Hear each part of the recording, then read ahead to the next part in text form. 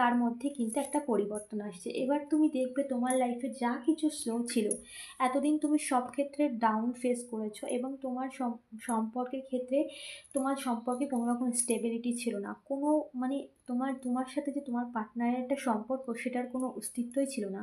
এই সমস্ত black ritual করে সমস্ত কিছুকে নষ্ট করা হয়েছে। তোমার পার্টনারকে তোমার থেকে দূরে সরানোর জন্য এই সমস্ত ডেভিলিশ এনার্জি, এখানে কোনো তন্ত্রক্রিয়া করা হয়েছে যাতে কিন্তু তোমার পার্টনার থেকে তুমি দূরে সরে যেতে পারো।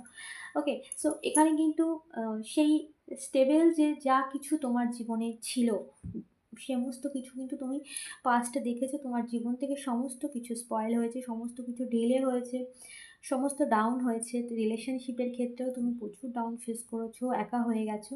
তো এখন এই সমস্ত কিছু রিভার্স গেছে, কারণ যে তোমার সম্পর্কে হোক, তোমার কেরিয়ার হোক, যা কিছু করেছে সমস্ত কিছু তার কাছে রিভার্স গেছে।